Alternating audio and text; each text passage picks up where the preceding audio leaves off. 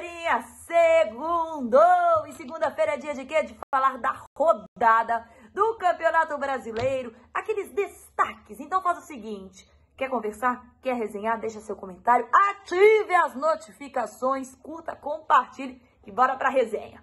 Para começar, um final de semana de clássico, como é que ficou no 0-0? O Palmeiras segue líder do Campeonato Brasileiro, mas agora só um pontinho na frente do Atlético Mineiro. Acabou empatando em 0-0 com o São Paulo em um jogo muito polêmico, marcado pela presença do VAR. O VAR roubou a cena. Só se falou de VAR nesse jogo. Então deu cartão para o Gustavo Gomes, depois tirou o cartão. Queria saber se de fato o Miranda participava da jogada, que se na verdade ele tá em posição de impedimento e de fato ele não pega na bola, mas ele participa sim da jogada, na minha opinião. Então é um jogo em que para mim o Crespo ele acerta muito, ele não contava com a Arboleda de fazer aquele esquema 4-4-2. Acho que o Crespo tá mostrando que ele tem aquela versatilidade. Acredito que talvez até o São Paulo tenha merecido a vitória. Não gostei da atuação do Felipe Melo, foi bem abaixo do esperado. Ele perde o tempo da bola do lance, do possível pênalti, né, do Gomes, do Marquinhos. Ele perde aquele momento da bola. Mas o fato é que com um pontinho somado, o Palmeiras consegue, podemos dizer, se manter na liderança do Campeonato Brasileiro. O São Paulo ainda precisa mostrar um futebol melhor. Acho que o São Paulo ainda, de fato, precisa se encontrar, mas eu gostei de ver o Crespo, de fato, tentando mostrar um novo esquema. E que, dependendo do adversário, dependendo de quem você tem à disposição, você tem que pensar em uma forma diferente de jogar. Não existe aquela coisa certinha.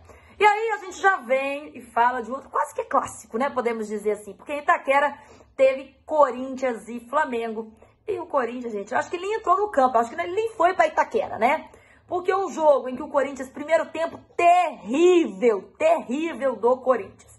E aí teve aquela confusão no intervalo do Gil conversando com o Gabigol, se ele estaria reclamando em relação à arbitragem, pra tipo, vocês querem tudo pra vocês, não é bem assim? Ou se tava pedindo pro Flamengo tirar o pé. Essa seria a conversa do Gil com o Gabigol. A gente não consegue direito escutar o áudio, né, do Gil naquele momento que realmente ele estaria falando. Mas espera-se, claro, pensando no profissional que o Gil que seja realmente uma lamentação em relação à arbitragem, em relação ali ao momento do jogo no intervalo. E aí, sinceramente, faz 3 gols o Flamengo, né? O Everton Ribeiro volta a marcar depois de muito tempo, eu acompanho ele desde o Cruzeiro, é um grande jogador. E o Flamengo, de fato, agora é um time que está mostrando que com o Renato Gaúcho, taticamente, já está um pouco diferente, né? Já está mostrando os dedinhos, que não é só aquele técnico que está pegando os medalhões, pegando o Gabigol e colocando debaixo do braço. A gente está vendo um pouco da técnica do Renato Gaúcho sendo implantada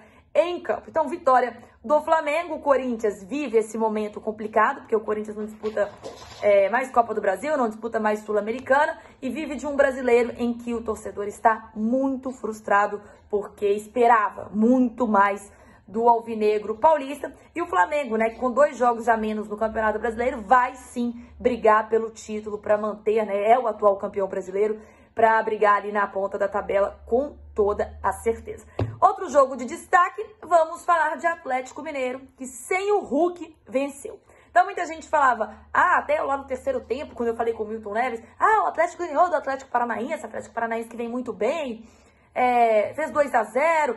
Aí o Milton, mas foram gols do Hulk? Não, o Hulk estava com conjuntivite e ficou de fora da partida. O Atlético não tem essa dependência do Hulk, gente.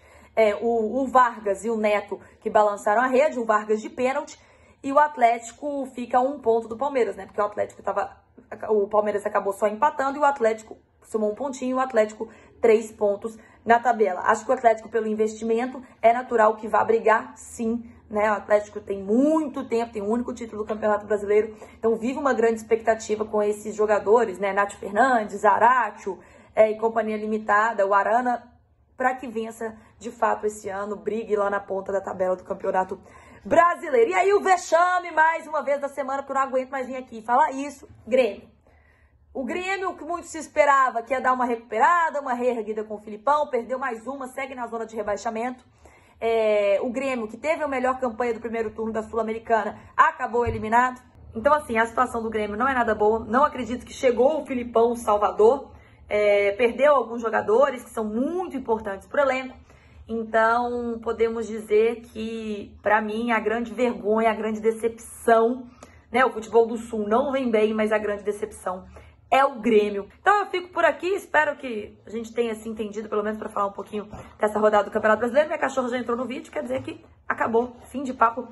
Beijo, curtam, compartilhem, divulguem para todo mundo. Toda segunda-feira eu tô aqui.